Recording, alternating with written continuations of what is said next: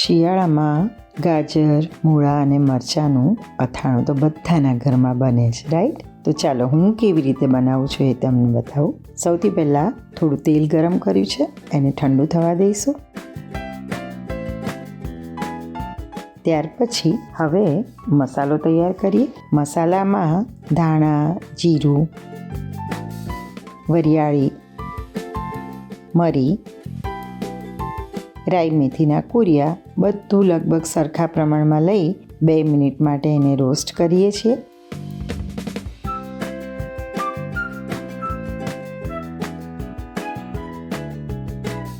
ચપટી અજમો પણ એની અંદર ઉમેરીશું અને એને થોડુંક ઠંડુ થાય પછી મિક્સીમાં દરદરું પીસી લેવાનું છે. હવે એક પેનમાં 2 ટેબલસ્પૂન જેટલું તેલ ગરમ કરીશું. એમાં હિંગ લઈશું.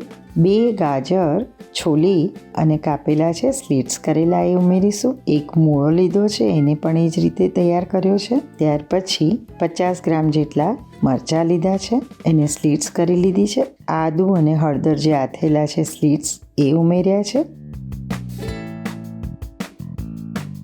સ્વાદ પ્રમાણે મીઠું ઉમેર્યું છે અને હવે એને સરસ રીતે મિક્સ કરી લેવાના છે. લગભગ 2 મિનિટ માટે એને રોસ્ટ થવા દઈશું.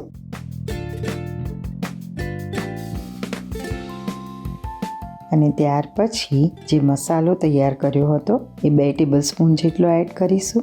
કશ્મીરી લાલ મરચું 2 થી 3 ચમચી જેટલું ઉમેરી શકો છો અને એને સરસ રીતે મિક્સ કરી લઈએ. આ રીતે થોડું હલાવતા રહેવાનું છે.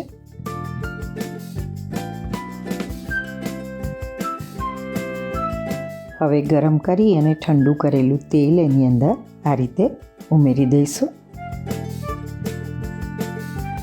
લીંબુનો રસ લગભગ 1/4 કપ જેટલો એડ કરીશું, જેથી સ્વાદ પણ આવે અને પ્રિઝર્વેટિવ તરીકે પણ કામ કરે, રાઈટ? તો ગાજર, મૂળા અને મરચાંનું પિકલ, વિન્ટર પિકલ રેડી છે. એને આ રીતે ચિનાઈ માટીની બરણીમાં કે કાચની બરણીમાં ભરી લેવાનું છે. 2 થી 3 દિવસ પછી એને ઉપયોગમાં લઈ શકો છો. ફ્રીજમાં રાખશો તો 15 દિવસ સુધી ખાઈ શકશો. Thank you.